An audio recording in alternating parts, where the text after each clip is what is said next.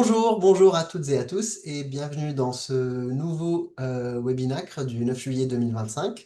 Ravi de vous accueillir. Merci de vous être connectés. Merci à celles et ceux qui connaissent déjà le webinaire et aussi à celles et ceux qui se connectent pour la première fois. Donc aujourd'hui, une très belle présentation vous attend, mais avant de présenter notre experte intervenante, je vais juste dire quelques mots sur ces webinaires et sur le réseau NACRE pour les personnes qui ne connaissent pas notre réseau encore. Donc, le réseau Nutrition Activité Physique Cancer Recherche qui existe depuis 25 ans aujourd'hui. Nous sommes un réseau de recherche avec une cinquantaine d'équipes de recherche en France, maintenant en Angleterre aussi, en Italie et en Belgique, dans un objectif donc de fédérer la recherche pluridisciplinaire sur la nutrition, l'activité physique et le cancer, que ce soit avant, pendant ou après la maladie. Le transfert et la synthèse des connaissances, et donc l'information des publics et la formation des professionnels de santé, et bien évidemment un appui à la décision publique à travers des synthèses et des expertises collectives. Tout ça au soutien de nos partenaires, l'Institut national du cancer et l'Institut national de recherche en agronomie et environnement, INRAE. Donc, ce que je vous disais sur la répartition en France de nos équipes avec notre carte européenne qui doit bientôt arriver aussi. Donc les webinaires, on a voulu faire ce format il y a quelques années justement pour favoriser cet échange entre la communauté scientifique et les autres chercheurs, mais aussi surtout entre la communauté scientifique et les professionnels de santé. On sait que vous êtes nombreuses et nombreux à être professionnels de santé ici, donc bienvenue encore à vous. Les webinacres, c'est tous les 3 mois avec le replay que vous aurez déjà dès la fin du webinaire. Donc je pense que celui-ci sera disponible soit demain, non, peut-être la semaine prochaine. Et avec des thématiques diverses et variées. On a eu 13 déjà que vous pouvez retrouver tous sur notre site. Donc n'hésitez pas à aller y jeter un petit coup d'œil. Donc le dernier, c'était sur le nouvel algorithme du Nutri-Score il y a quelques mois. Et donc ce qui me ramène au webinaire d'aujourd'hui. Donc j'ai le très très grand plaisir d'accueillir Nathalie André, qui est enseignante-chercheuse à l'Université de Poitiers, qui est psychologue clinicienne, qui est spécialiste des changements de comportement liés à l'activité physique et les patients atteints de cancer. Nathalie, donc, qui a rejoint le réseau NACRE il y a quelques années, 2 ou 3 ans, et c'était avec un très grand plaisir qu'on l'a accueillie dans le réseau pour, pour bénéficier de son expertise sur le sujet. Donc, Nathalie vous fera une belle présentation sur la fatigue et l'effort pendant les traitements, j'imagine, ou après, mais je vous laisse découvrir ça avec elle. Juste quelques petits rappels pour le bon déroulement de ce webinaire. Donc, vous avez deux onglets, un onglet chat et un onglet questions-réponses. Pour vos questions, je vous demanderai de mettre vos questions dans l'onglet questions et réponses parce que l'onglet chat ne sera pas modéré. Donc, privilégiez l'onglet questions-réponses, s'il vous plaît. Il y aura 25 à 30 minutes de présentation et puis après, vous aurez presque une demi-heure pour poser vos questions à Nathalie. Si jamais vous voulez intervenir oralement, il suffit juste de lever la main ou de nous mettre un commentaire pour qu'on puisse vous donner la main pour prendre la parole à l'oral. Mais voilà, si c'est juste une question ou si ça peut se faire à l'écrit, n'hésitez pas donc à utiliser l'onglet questions et réponses. Voilà, donc Nathalie, mille merci encore d'avoir accepté d'intervenir dans ce webinaire. Et donc, je te passe la parole Ok, pour la merci. présentation. Merci beaucoup, Bernard, pour cette présentation. Et je suis vraiment voilà, enchantée de pouvoir discuter un petit peu avec vous, en tout cas rendre compte un peu de l'état de la recherche sur la relation entre effort et fatigue. Et particulièrement, ça me semble assez pertinent dans le cadre du cancer. Alors juste, je n'ai pas Est-ce qu'il faut que je fasse quelque chose en particulier? Parce que je n'ai pas mon... Il faut repartager, Nathalie, Ah, pardon. d'accord, ok, pardon. C'est là alors. Voilà, c'est bon? Ok. Donc, en fait, voilà, faire un petit état des lieux, des liens entre fatigue et effort dans le cancer, pendant le cancer. Mais autant vous dire que très peu de choses sont faites à l'heure actuelle et que je pense qu'il y a ici voilà, un vrai travail je dirais, de conceptualisation, de mesure et d'évaluation de la fatigue qui peut être pourtant très intéressante. Donc en fait, voilà, la question que j'ai voulu poser, c'est comment on peut concilier l'effort et la fatigue. Dans la mesure où, en fait, quand on s'intéresse à la fatigue liée au cancer, euh, on sait que c'est une expérience complexe et multidimensionnelle d'épuisement physique, émotionnel, cognitif qui résiste à la récupération par le repos. Alors, ce qui est intéressant dans le cadre du cancer, c'est que la fatigue est considérée comme un concept à part entière. C'est pas seulement un symptôme du cancer, comme c'est souvent le cas dans d'autres maladies chroniques. C'est pas seulement un symptôme, c'est vraiment identifié comme étant un concept à part entière et qui voilà, fait partie du traitement global du cancer. Et pourtant, finalement, ben, on sait peu de choses. Que sait-on également par rapport à l'activité physique ou à l'exercice ou à l'effort finalement?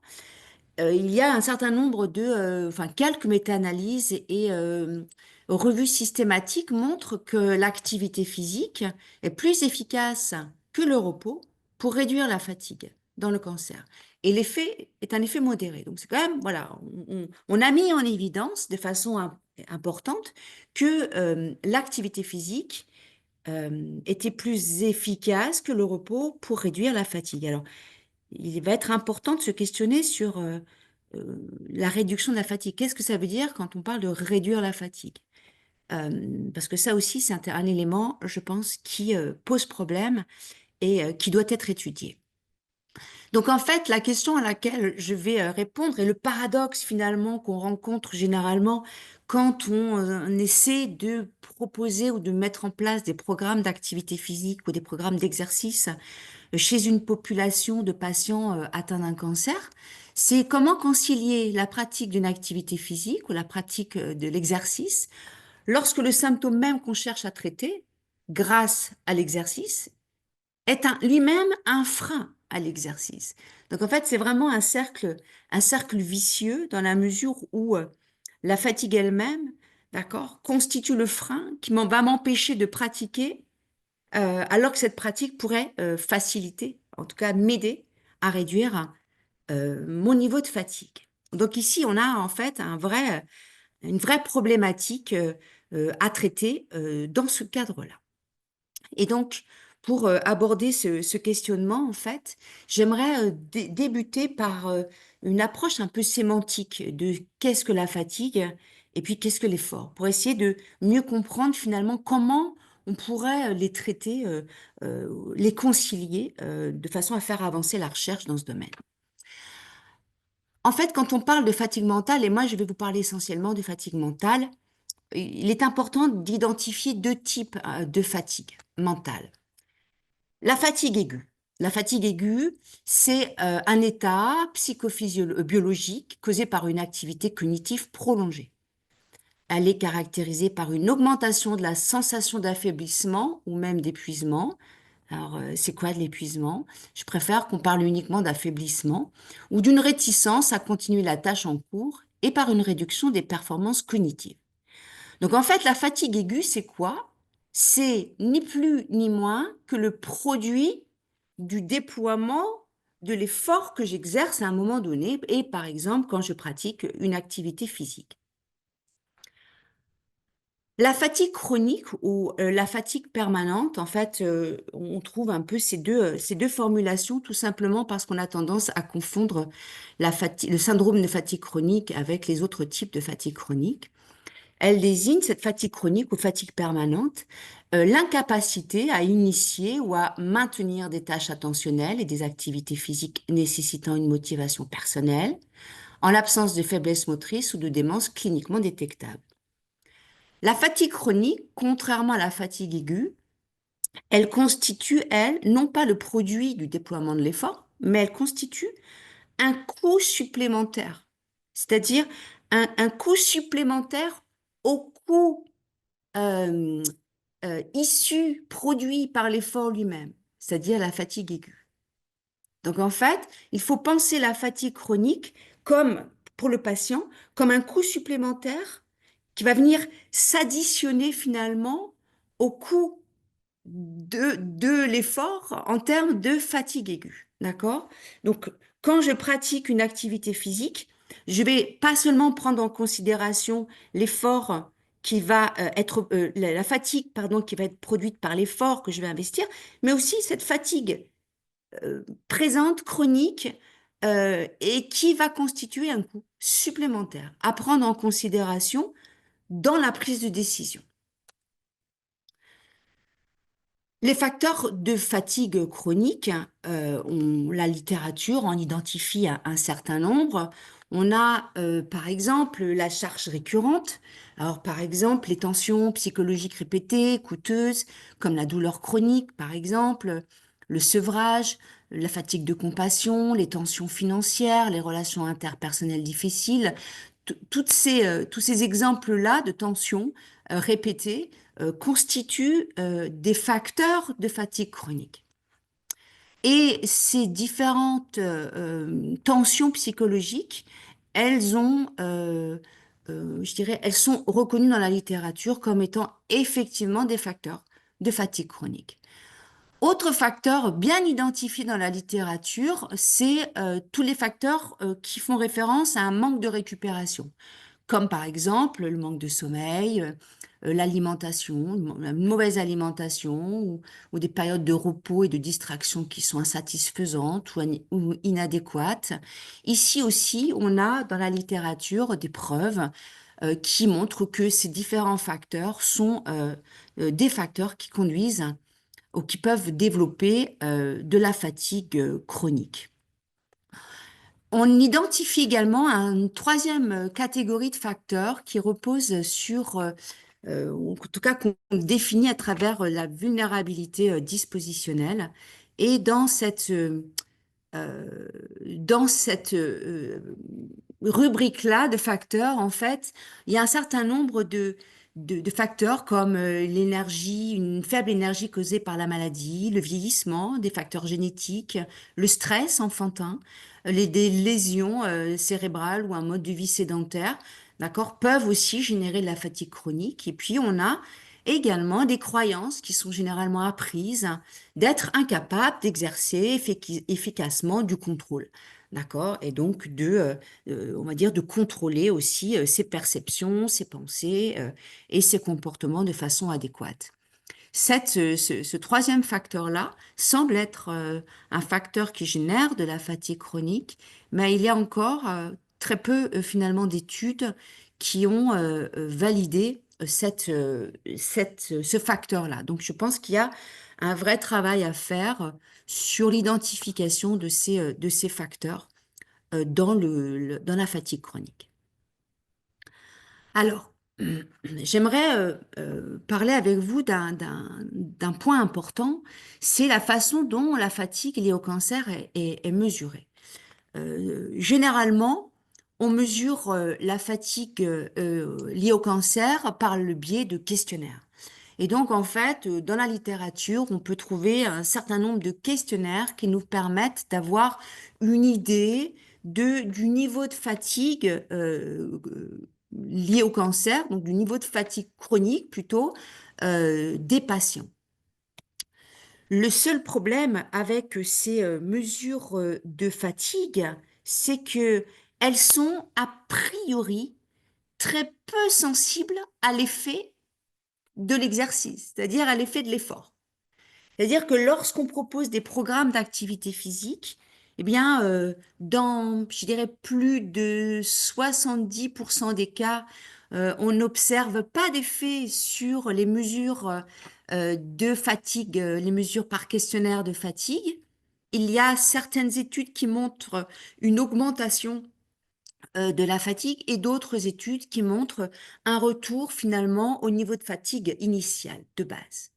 Donc en fait, quand on mesure de la fatigue par questionnaire, ben, il s'avère qu'on n'a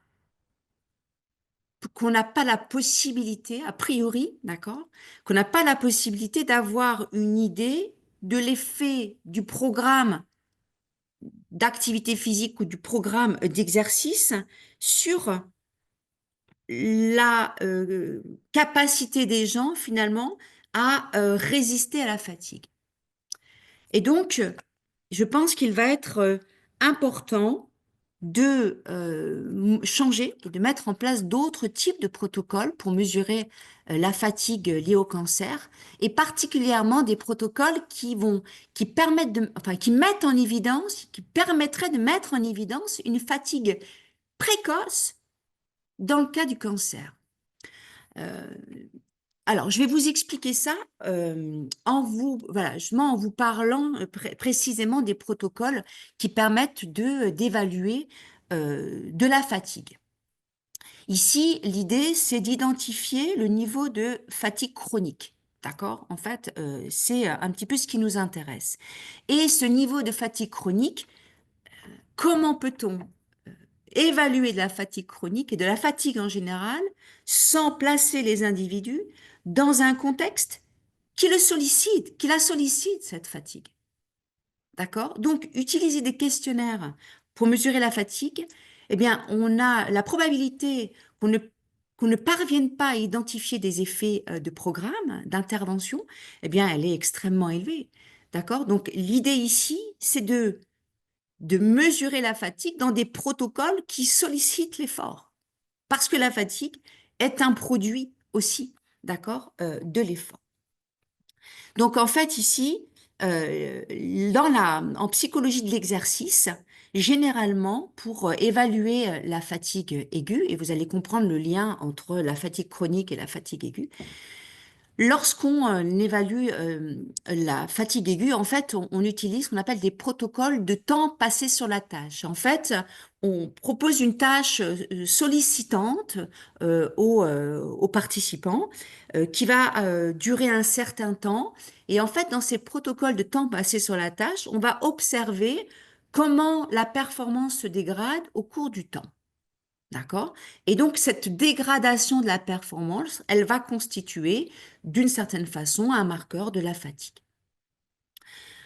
Le problème, c'est que l'humain est assez résistant à la fatigue. En tout cas, je dirais plutôt l'humain est très endurant, d'accord, quand même, relativement endurant. On est fait pour être endurant. Et donc, réussir à fatiguer des individus, eh ben, c'est extrêmement compliqué. Et donc, dépasser des protocoles, enfin, mettre en place des protocoles qui durent plus de 30 minutes, d'accord, ça devient compliqué en termes de recrutement de participants dans la recherche.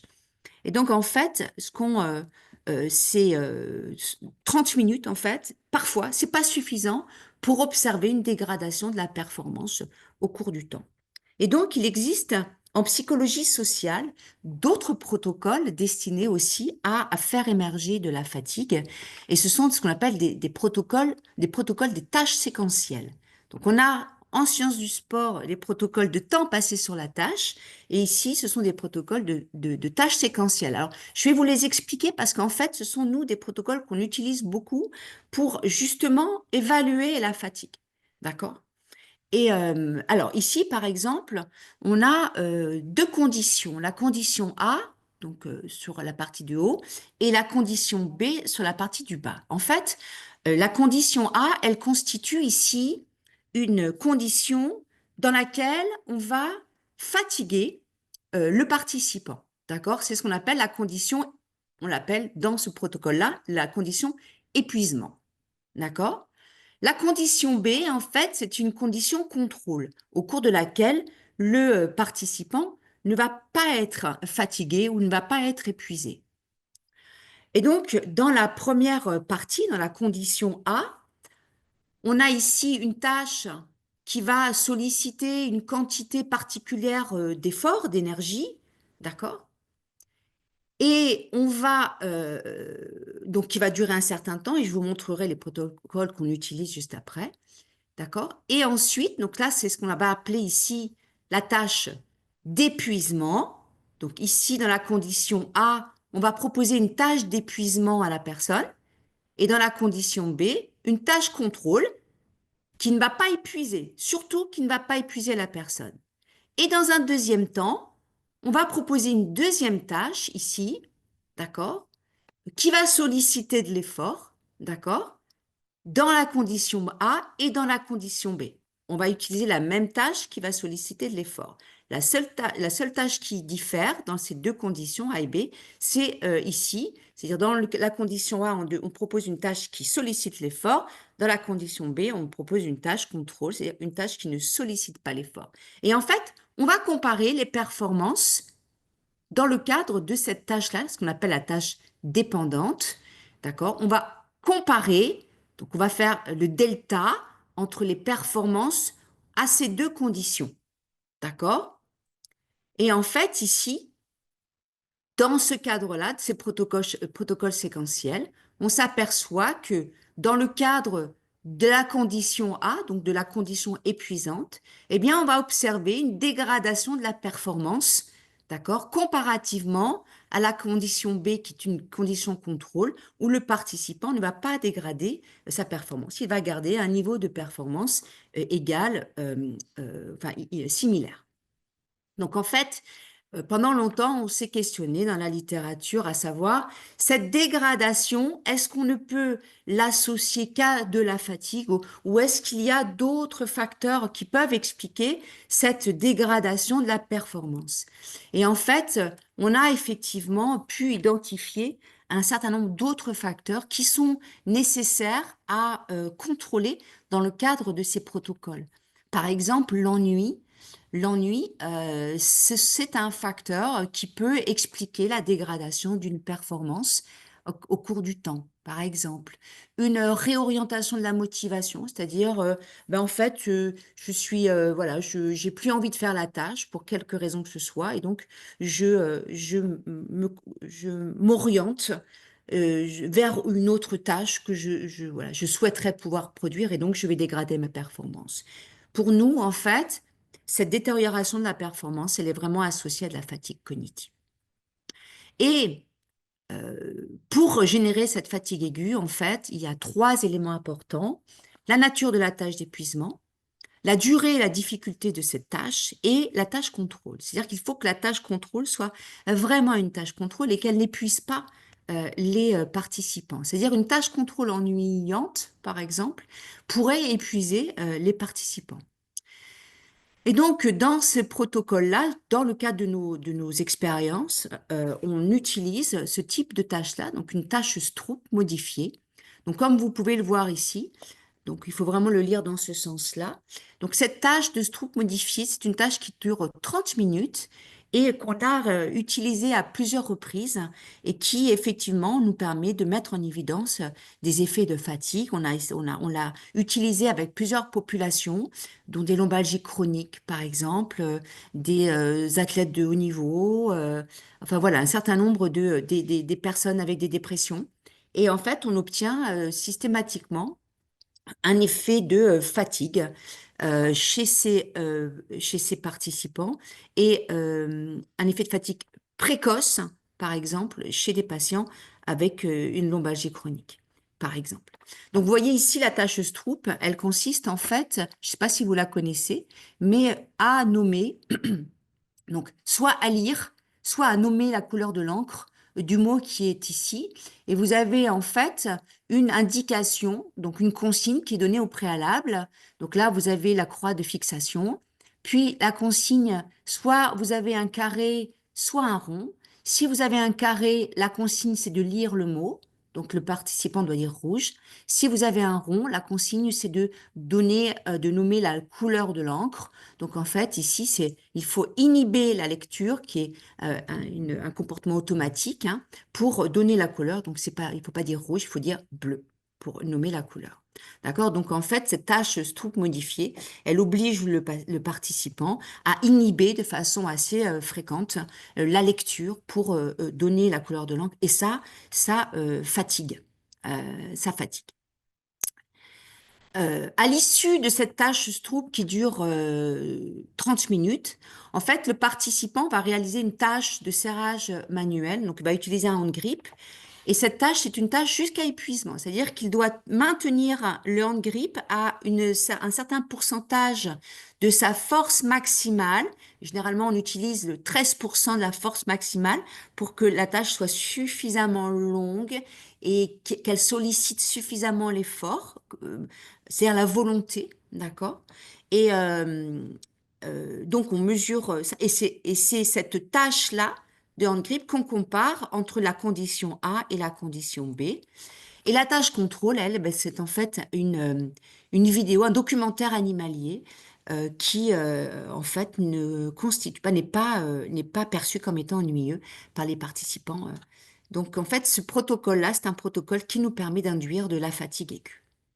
Et en fait, l'intérêt ici, c'est si vous voulez, si on devait mesurer de la fatigue chronique chez des patients atteints d'un cancer, mais il faudrait qu'on ait deux populations, une population de patients atteints d'un cancer et sans fatigue chronique et une population de patients atteints d'un cancer avec fatigue chronique, et placer ces deux populations dans les deux conditions et donc comparer les performances. Et on devrait observer, s'il y a vraiment une fatigue chronique, on devrait observer chez les patients atteints d'un cancer avec une fatigue chronique, je dirais une dégradation de la performance, c'est-à-dire ils devraient lâcher le hand grip, donc le dynamomètre, plus tôt que des patients atteints d'un cancer, mais sans fatigue.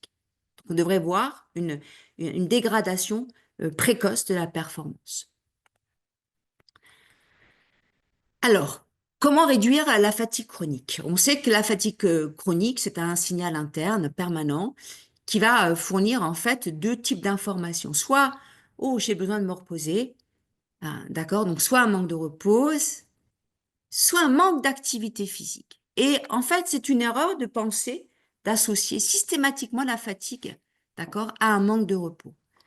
Il arrive des fois, et c'est vraiment le cas de la fatigue chronique, où elle peut être, et j'ai essayé de vous expliquer pourquoi, justement, elle peut être réduite grâce à l'activité physique. Donc parfois, en fait, il peut être important de dire aux patients que leur fatigue est associée à un manque d'activité physique, d'accord, à un manque d'exercice. C'est aussi une prise de conscience qui est importante, en tout cas un message qui est important à transmettre. En fait, quand on préconise du repos en cas de fatigue chronique, il y a quatre gros problèmes qu'on va rencontrer. Tout d'abord, une diminution de la masse musculaire, des capacités cardio-respiratoires et une augmentation de la sensation de fatigue. Une perte de confiance dans ses capacités. Les patients vont percevoir l'effort comme une menace, en fait, c'est-à-dire que ça va augmenter leur sentiment d'impuissance, d'une certaine façon. Et ça peut, là aussi, entretenir la dépression et l'anxiété. Ça va faciliter l'isolement. La fatigue chronique, elle pousse au retrait social, d'accord? Et enfin, ça ne va pas traiter la cause fonctionnelle, parce que la cause de la fatigue, c'est la perte de conditions physiques, très souvent, et non la maladie elle-même. Dans le cas du cancer, il y a des facteurs liés à la maladie, vraiment, typiquement, mais aussi des facteurs liés à la perte de la condition physique.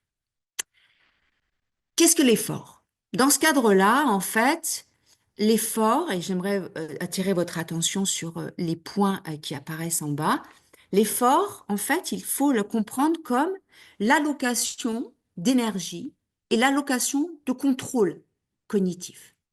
D'accord? Typiquement. Et on ne peut pas étudier la fatigue sans étudier l'effort. C'est pas possible. C'est également l'effort, il n'est déployé que pour atteindre un objectif.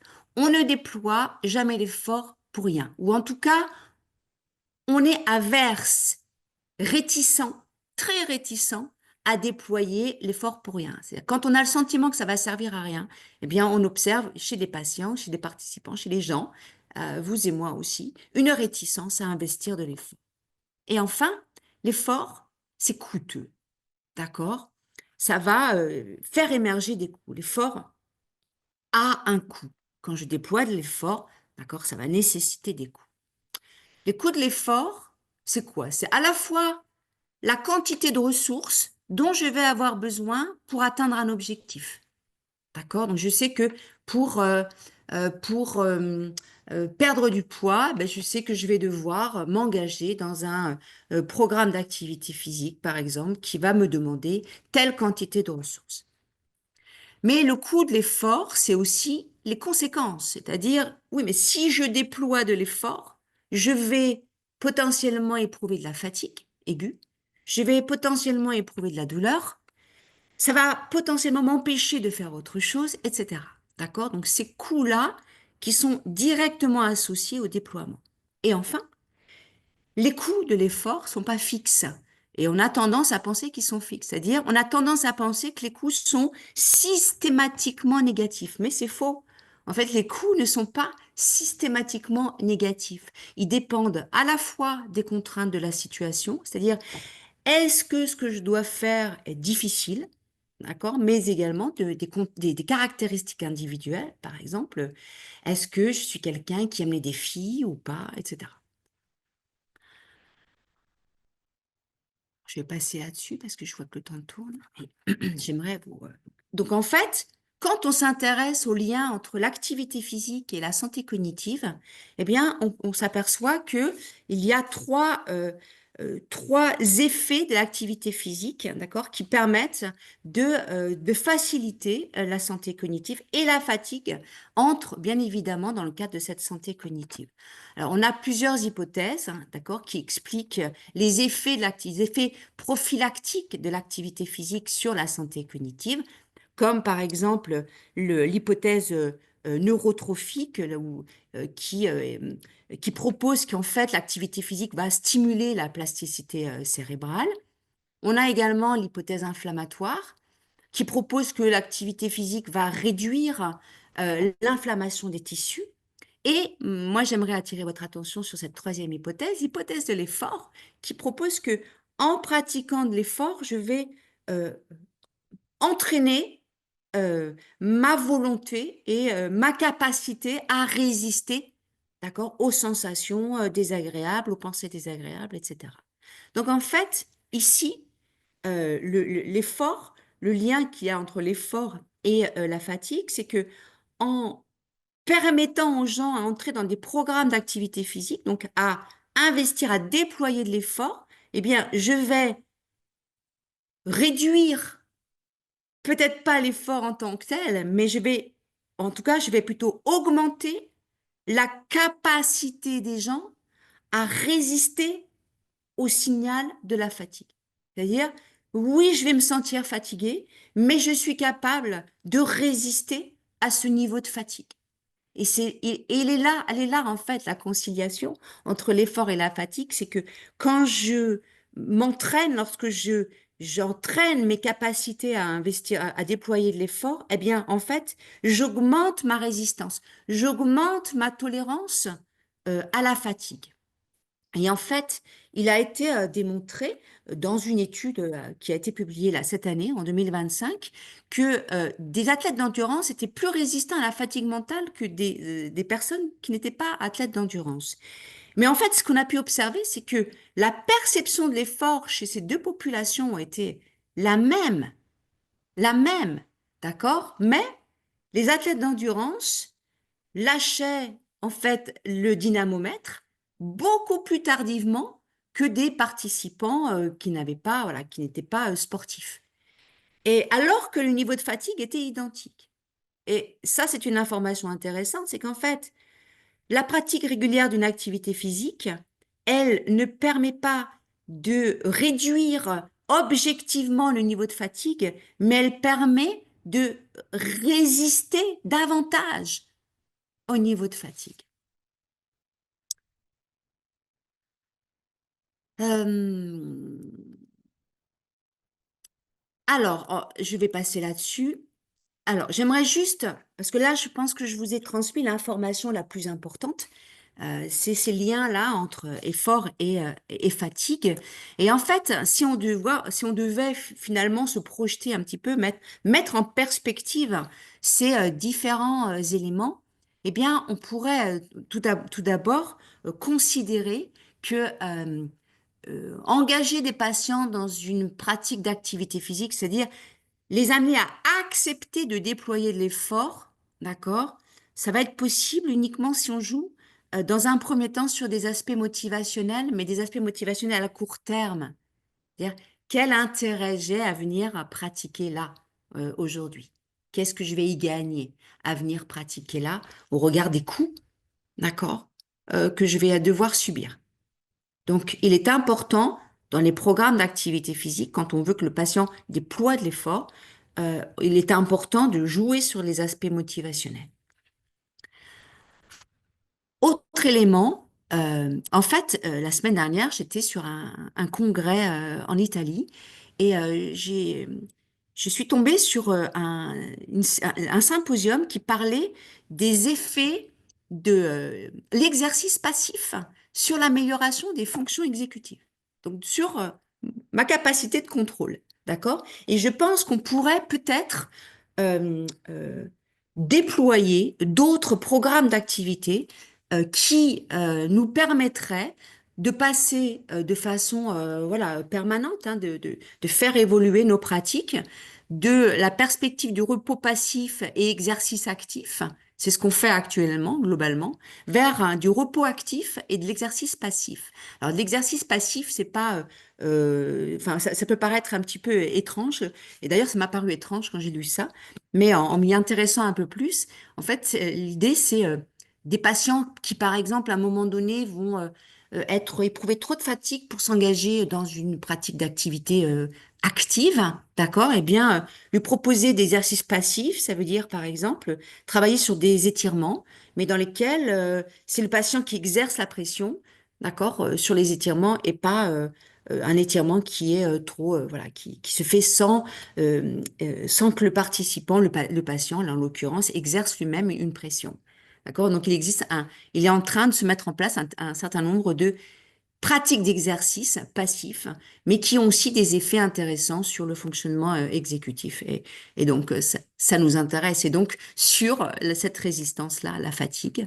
Et enfin, le dernier élément qui est intéressant, c'est que l'activité physique, elle permet d'améliorer la résistance à la fatigue. Et je pense que c'est aussi un élément, quelque chose qui est important de transmettre auprès des patients. Et quand on mesure de la fatigue, il est très difficile de se fier finalement aux résultats qu'on observe de l'effet d'un programme d'activité physique sur la mesure de la fatigue, dans la mesure où le patient ne peut pas avoir une perception juste de son état si on ne met pas cet état-là, enfin, si on ne le met pas dans une situation qui demande d'aller chercher ces signaux-là, c'est-à-dire une situation qui demande de l'effort. Je vous remercie de votre attention.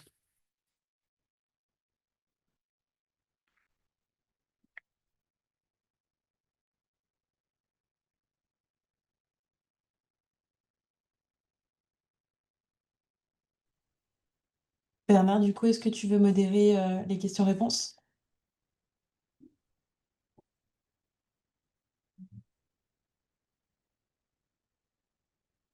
Oui, euh, je ne sais pas si on arrive à voir ma caméra. Oui, c'est bon. Merci beaucoup, Nathalie. C'était très, très intéressant. Je suis sûr qu'on a beaucoup de questions. Je vais commencer avec une première question de Wafa. Est-ce qu'en cas de douleur, par exemple des douleurs au niveau des genoux, que la personne peut aussi sentir parce qu'elle n'a pas envie de bouger, est-ce que la personne doit quand même bouger et solliciter ses genoux? Ben, en fait, je dirais, j'ai envie de répondre oui, dans la mesure où, là encore, on peut imaginer que des douleurs récurrentes, et en fait, on a réalisé une étude dans le cadre de la lombalgie chronique, donc aussi dans le cadre de la douleur chronique, et on observe que les douloureux chroniques sont moins résistants à la fatigue parce qu'ils sont fatigués aussi. C'est-à-dire qu'il y a un vrai lien entre douleur et fatigue. Et donc, quand on a des patients avec des douleurs au genou, ben, il faut adapter l'activité physique. C'est-à-dire faire en sorte que peut-être le programme sollicite moins à ce moment-là les genoux, mais ou proposer des exercices plus passifs, hein. Mais c'est important de garder en tout cas un niveau d'activité euh, pour justement réduire cette problématique.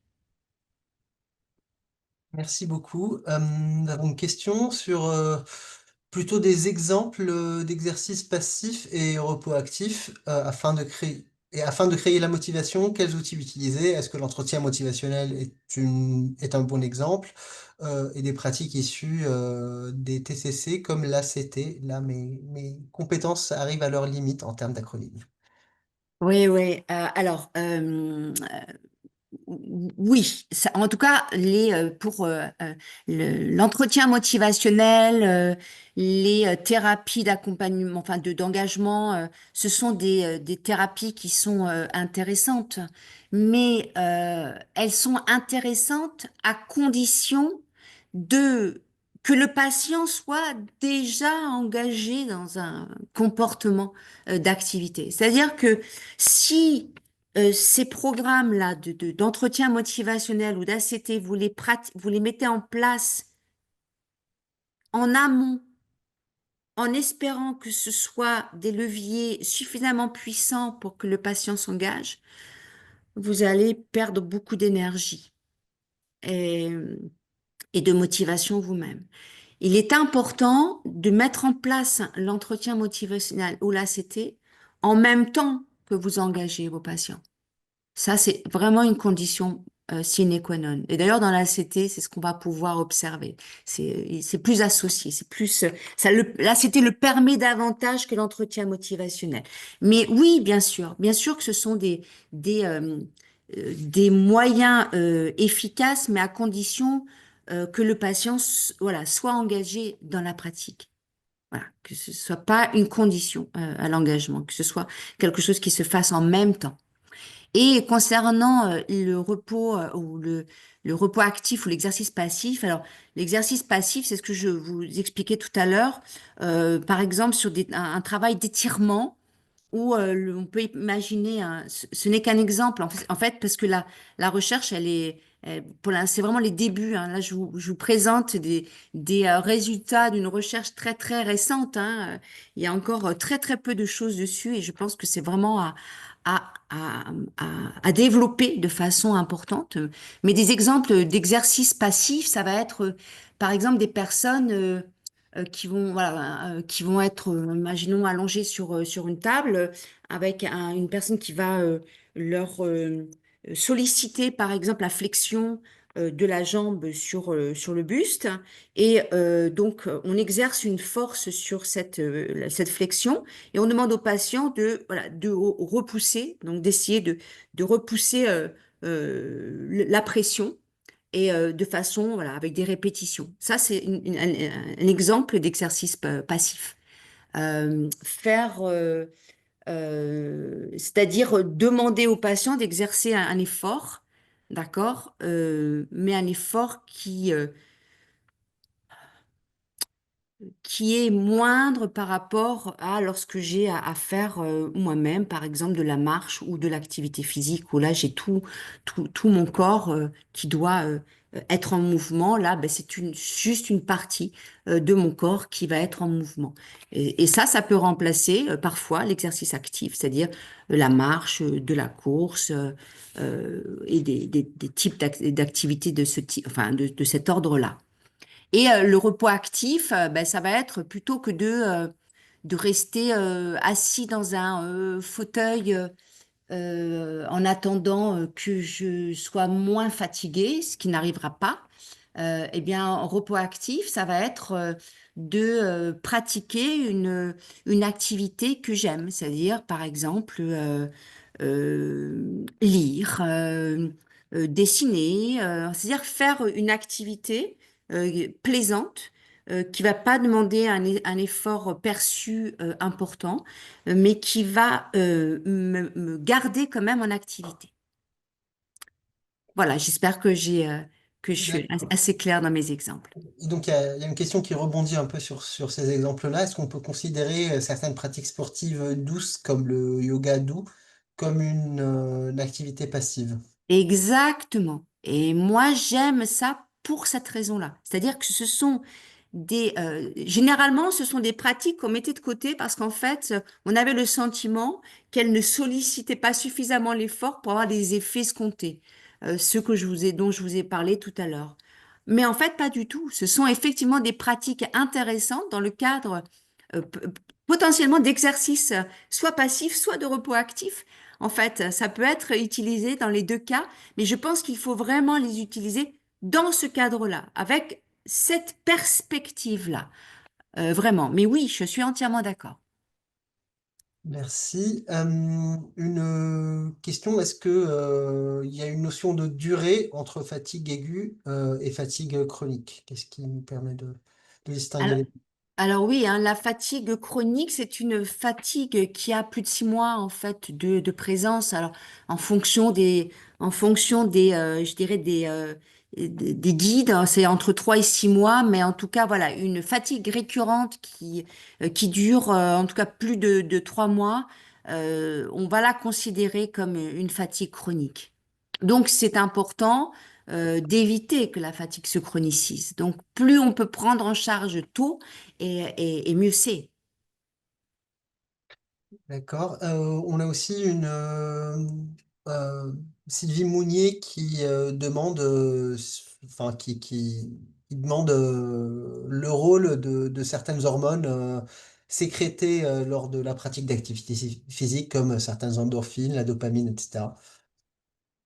Eh bien, en fait, alors je suis pas experte de ces aspects-là, mais en tout cas, ce qui est important, c'est que on sait que le, l'engagement, le déploiement d'efforts, il nécessite de la volonté, de la motivation, de la volonté. Ça, voilà, on peut pas envisager ou penser l'effort sans cet aspect-là. Et donc, en fait, la régulation des comportements, la régulation des pensées, la régulation de nos émotions, et donc l'autorégulation, régulation de l'effort elle nécessite des mécanismes motivationnels et donc qui vont impliquer la dopamine, qui vont impliquer des régions cérébrales comme le striatum, le cortex préfrontal. Et donc ça, c'est fondamental. Et la pratique d'une activité physique, elle permet justement la production de par exemple, de la dopamine, ce qui est important. Donc, si j'ai Merci. pas de plaisir pendant que je pratique, je vais pas sécréter de dopamine et donc la probabilité de répéter mon comportement, elle est réduite. Encore une question, est-ce qu'il ne faudrait pas repenser donc la philosophie de l'hôpital et ne plus dire aux patients qu'ils viennent en hospitalisation pour se reposer? Mais alors, je sais pas qui pose la question, mais, mais complètement. C'est-à-dire que je pense qu'on a encore trop tendance à entendre des praticiens euh, suggérer ou proposer du repos dans des états de fatigue, alors que très souvent, et surtout dans le cas de la fatigue chronique, c'est un problème de manque d'activité et pas un manque de repos. Et ça, c'est une vraie problématique. Et tant qu'on ne transmettra pas ce message-là, on n'incitera pas les gens à regarder la fatigue autrement. En fait, la fatigue, elle est associée de façon tellement naturelle à un manque de repos. Mais ça, c'est vrai pour la fatigue aiguë, pas pour la fatigue chronique. Et donc, quand on est dans le cadre, mais il faut pour ça identifier cette fatigue chronique. Mais si on l'identifie par l'intermédiaire de questionnaires, on va se planter. En fait, c'est ça que j'aimerais, enfin, c'est ce message-là qui me semble important, c'est que il est urgent de mesurer autrement cette fatigue chronique de façon à pouvoir faire des prescriptions adaptées. Pour certains, ce sera peut-être du repos, mais pour d'autres, ce sera certainement de l'activité. Mais ça, on ne pourra l'identifier que si on mesure correctement la fatigue chronique et autrement que par questionnaire.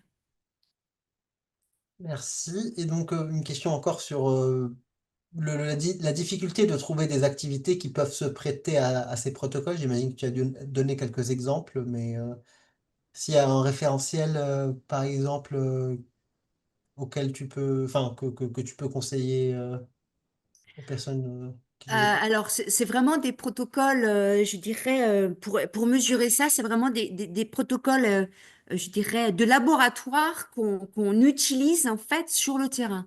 Et il semblerait que l'utilisation, par exemple, du dynamomètre, en fait, vous avez toute une littérature sur l'utilisation du dynamomètre de Botmans et cette littérature, elle montre qu'en fait, la mesure de la force avec le dynamomètre, c'est une très bonne mesure de vitalité. C'est vrai chez la personne âgée, c'est vrai, on l'a démontré chez des personnes avec des douleurs chroniques. Et ce qui serait intéressant, c'est de le démontrer chez des patients avec de la fatigue chronique. Enfin, c'est aussi le cas, c'est-à-dire que, et donc, de mettre en place des normes, en fait, pour justement mesurer, avoir une idée de la vitalité pardon, d'un patient en utilisant ces outils, mais c'est à construire en fait. Ça n'existe pas et pourtant, ce sont des outils qui sont de mesures qui sont, de mon point de vue, indispensables parce qu'on fait des erreurs en fait dans les prescriptions et puis on fait des erreurs aussi dans la recherche en fait. Et donc, Cyril et Félix qui mentionnent l'échelle de Borg et qui dit que ça peut être aussi un outil. Oui, mais ça mesure l'effort, pas la fatigue. Donc oui, je suis d'accord, mais ça mesure l'effort, ça mesure pas la fatigue. Et l'échelle de Borg, oui, c'est bien d'utiliser, mais en fait, vous allez avoir juste une information sur l'état enfin sur la difficulté de la tâche ou sur l'effort déployé dans la tâche, mais pas sur la fatigue. D'accord. Encore une question. Est-ce que les personnes qui vivent avec un cancer, quelle est la cadence idéale de l'activité physique à proposer? Donc, la personne qui pose la question dit, pour moi, c'est tous les jours, comme c'est le cas pour d'autres besoins du corps, comme respirer, manger, boire, etc. Quel est ton avis là-dessus? Alors, mon avis là-dessus, il est très clair. Tous les jours, c'est trop. Entre 3 et 5 fois par semaine. C'est parfait. Euh, Pendant 30 minutes. Une activité physique modérée. Si vous faites ça, vous luttez contre tous les effets, enfin en tout cas donc contre les effets psychologiques liés au cancer et particulièrement à la fatigue. Et Ça, c'est merci. mes recommandations. Merci pour cette recommandation.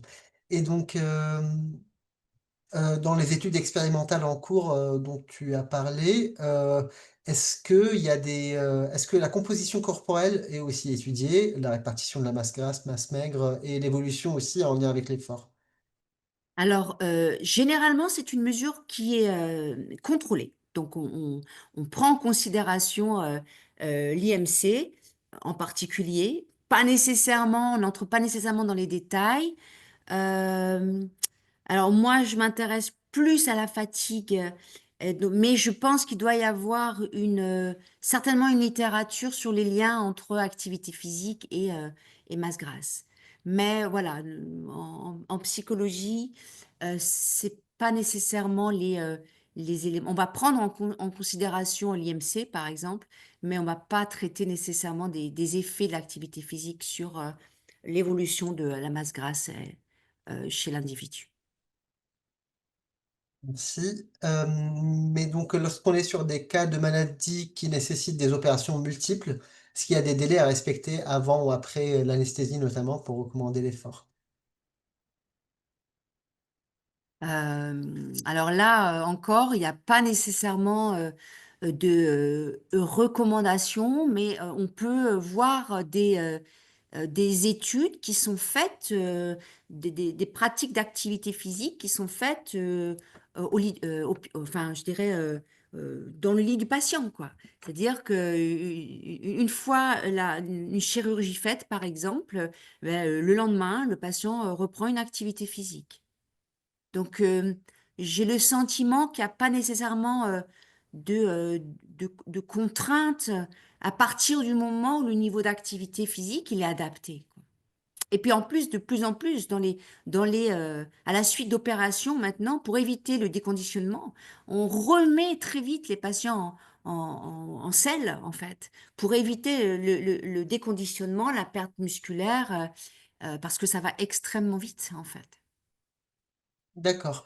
Et donc pour, l'utilisation du hand grip pour mesurer la fatigue, est-ce qu'il y a des recommandations concernant la résistance, à mettre, Alors, en fait, l'idée, quand on utilise le hand grip, c'est d'utiliser, enfin, de solliciter l'effort, mais l'effort, c'est-à-dire ma volonté, hein, d'accord? C'est vraiment ça, cette idée, parce que sinon, je pourrais mettre un effort très élevé, très haut, mais je mesure pas ma volonté. C'est-à-dire que c'est musculairement où j'en peux plus très vite, et ça nous intéresse pas. Donc, nous, généralement, ce qu'on fait, c'est qu'on mesure la force maximale du participant à plusieurs reprises pour avoir vraiment voilà, sa force maximale.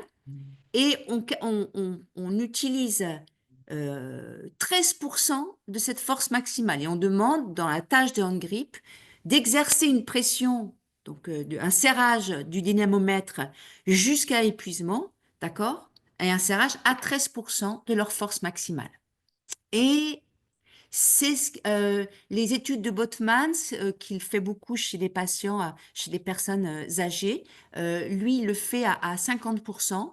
Mais voilà, en fait, faut pas aller au-delà. Au-delà de 50%, on mesure plus de la volonté, en fait. d'accord. Et encore une question donc, est-ce que le modèle transthéorique de changement de comportement de Prochaska et Di Clemente peut, être utilisé pour amener le patient à adhérer à l'activité physique proposée? Alors, ce qui est intéressant dans ce modèle, c'est qu'il permet de comprendre les étapes, c'est-à-dire qu'il envisage le changement comme un processus et non pas comme quelque chose qui va se faire de façon spontanée, quoi, en fait. On passe par des étapes. Je pense que ce modèle-là de Prochaska et Di Clement, il est intéressant essentiellement pour identifier au départ dans quelle étape se trouve mon patient. Est-ce qu'il a déjà commencé l'activité physique? Est-ce qu'il est dans les recommandations ou est-ce qu'il n'est pas dans les recommandations? Est-ce qu'il est résistant à l'activité physique? En fait, voilà. Parce que selon le stade dans lequel se trouve le patient, je ne vais pas intervenir avec lui de la même façon. Et pourtant, on a tendance à intervenir de façon un peu systématique, de la même façon avec tous les patients. Sauf que si j'ai un patient qui a déjà commencé l'activité physique et un autre qui n'a pas du tout l'intention d'en pratiquer, je ne vais pas intervenir avec eux de la même façon. Donc, pour moi, ce modèle, il est intéressant, mais pour un diagnostic. Un diagnostic, c'est-à-dire où il en est et donc comment je m'y prends pour voilà, l'amener à continuer son processus ou à débuter son processus de changement. D'accord. Et donc on a plusieurs questions sur la marche quotidienne. Donc est-ce que la marche quotidienne, environ 30 minutes par jour, 5 fois par semaine, peut suffire? Et pour le renforcement musculaire, est-ce que des exercices de type pilates peuvent être considérés comme adaptés? Génial, absolument. Alors oui, marche de 30 minutes, 3 à 5 fois par semaine, entre 30 et 45 minutes, hein.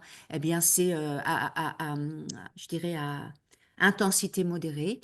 On a pu voir hein, que des intensités trop faibles ne génèrent pas de changement, pas d'effet au niveau du cerveau, et et l'intensité élevée non plus. D'accord? Donc c'est vraiment une intensité modérée qu'il faut viser. Et idéalement associé à un programme de renforcement musculaire. Et le Pilate, c'est génial. Pourquoi c'est génial? Parce que le Pilate, c'est un moyen vraiment intéressant d'aider le patient à être centré sur ses sensations physiques. Tout à l'heure, je vous ai joué sur les aspects motivationnels. Eh bien, ces bénéfices-là, c'est-à-dire quels bénéfices j'ai à pratiquer là, maintenant, là, je suis en train de marcher, je suis en train de faire du Pilate. Quel est le bénéfice que j'ai à pratiquer maintenant? Eh bien, ce qui est intéressant avec le Pilate, c'est que vous pouvez aider votre patient, la personne, à être centré sur ses sensations positives, ses sensations physiques, la chaleur, etc. Et j'ai, il y a 3 ans, mené avec une étudiante de master une étude sur le Pilate, justement. Et en fait, on s'est aperçu que ces patientes avaient été plus résistantes à la fatigue que des patientes qui n'avaient pas réalisé le Pilate comme ça, c'est-à-dire en accent sur les bénéfices immédiats, d'accord? Et que les femmes qui n'avaient pas eu ça, ce programme-là, axé sur les bénéfices immédiats, eh bien, adhéraient moins à la pratique d'une activité physique. Donc, oui, à fond, allez-y, c'est une très bonne idée, mais surtout n'oubliez pas, voilà, d'aider vos patients à bien être centrés sur leurs sensations positives, etc. C'est vraiment important. C'est-à-dire sur les bénéfices que j'ai là à pratiquer le Pilate de façon immédiate, pas sur les objectifs à long terme, ça ne marche pas. D'accord. Et quid de l'échelle de Pichot? Est-ce que ça peut être envisagé? Pardon, l'échelle de Pichot? Oui, Alors, je ne sais pas ce que c'est. d'accord. Bah, peut-être, la personne qui a posé la question, Oui, Cyril Félix, si jamais, vous pouvez préciser, votre question. Entre-temps, je vais encore prendre, 2-3 questions, rapides peut-être pour un peu résumer tout ça. Donc, en clair, quel est le meilleur outil, facile à utiliser pour mesurer la fatigue et la qualifier de chronique ou d'aiguë? Et comment motiver une personne qui dit être fatiguée pour faire de l'activité physique? Est-ce que le mouvement en travaillant peut être considéré comme une activité physique? C'est beaucoup de questions d'un coup. ouais. Alors, en fait, oui, la force, c'est un vrai indicateur de la vitalité. D'accord? C'est un vrai indicateur. Et il y a vraiment, moi, je vous incite à aller voir un peu cette recherche-là parce que je pense qu'elle est vraiment intéressante. Mais pour l'instant, il n'y a rien de fait dans le cadre du cancer.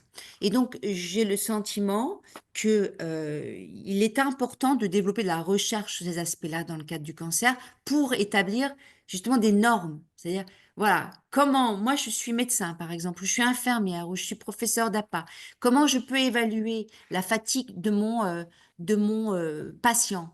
Eh bien oui, en fait, à terme, c'est pouvoir utiliser un, un dynamomètre, d'accord, et d'évaluer sa force, donc en tout cas sa résistance, sa volonté en utilisant ce dynamomètre. Mais pour l'instant, il n'y a pas de normes établies. Donc, on a besoin de normes et donc on a besoin d'études dans ce cadre-là pour pouvoir identifier des patients avec des états de fatigue chronique plus importants. Ça, OK. c'est la première chose. Alors, la deuxième question, pardonne-moi Bernard, je me rappelle plus la deuxième question. C'était comment la mesurer?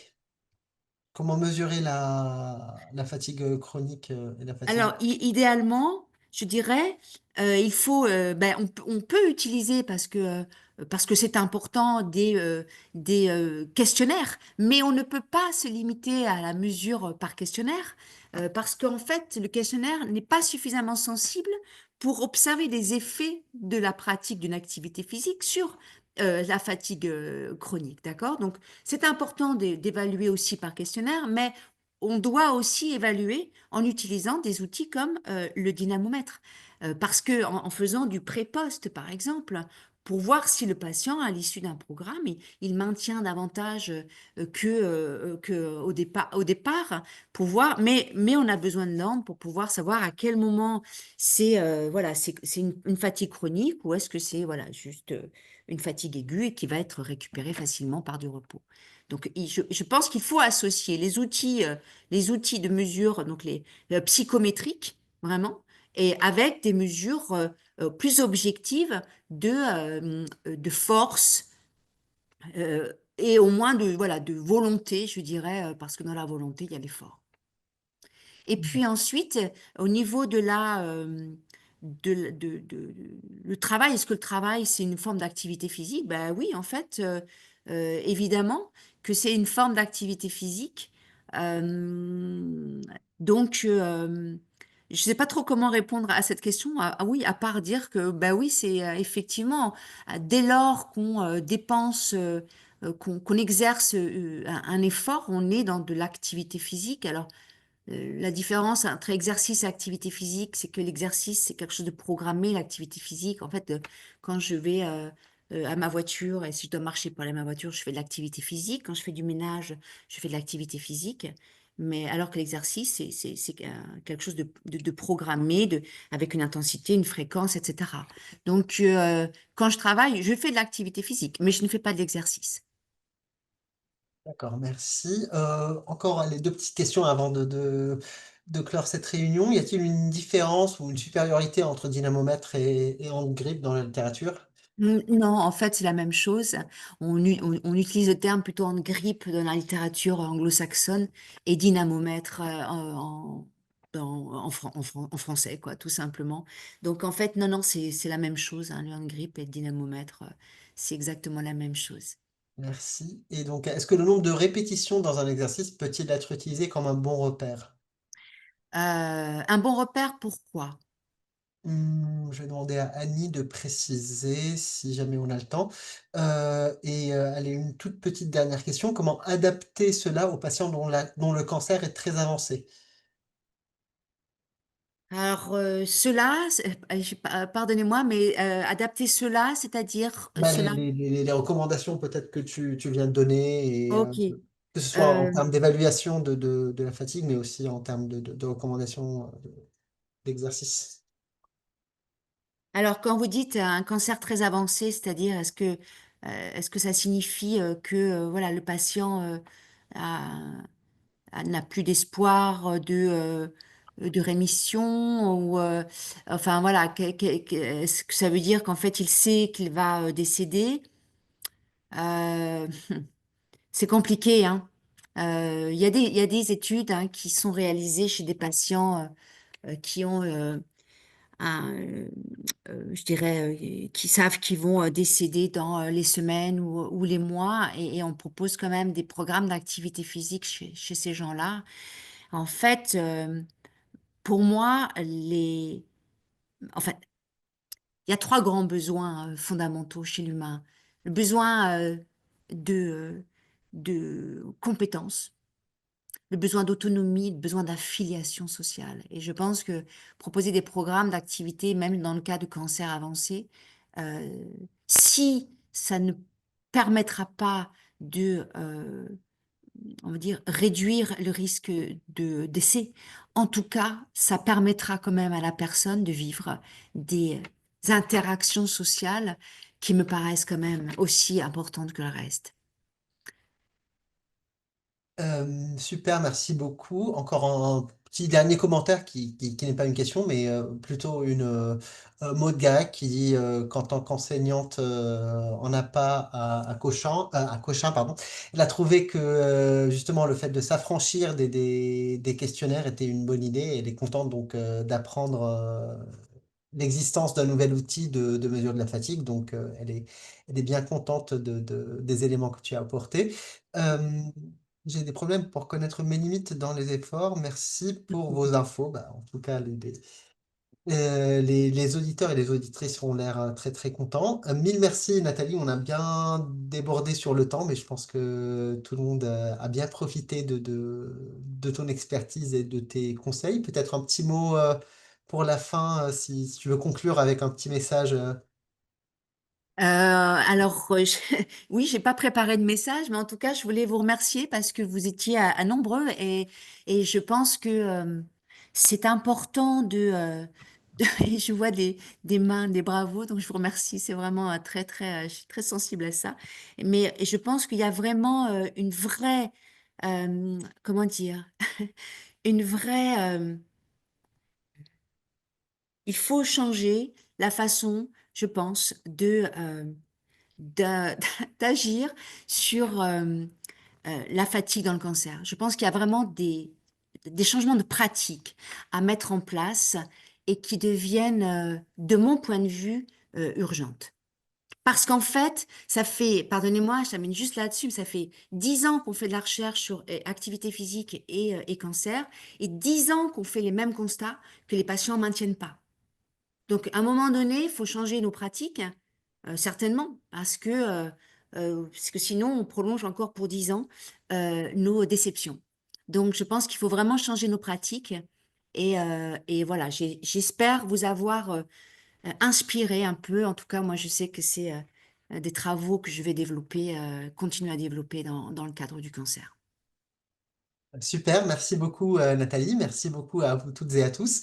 C'était vraiment très très intéressant, les échanges étaient de grande qualité. Merci beaucoup Nathalie d'avoir apporté les Merci à vous et à vos réponses. questions aussi intéressantes parce que ça m'oblige à aller chercher. Et bah, merci encore. On vous donne rendez-vous pour le prochain webinaire en octobre. Vous aurez bientôt la date et le titre et l'intervenant ou l'intervenante. Voilà, entre-temps, passez de belles vacances et n'oubliez pas de remplir le questionnaire de satisfaction que vous allez recevoir juste en déconnectant de la session et faites-nous remonter si vous avez des besoins ou des thématiques que vous Oui, aimeriez et je suis qu'on aborde. disponible hein, aussi, qui n'hésite pas, voilà, je suis disponible pour échanger si, en cas de besoin ou quoi que ce soit.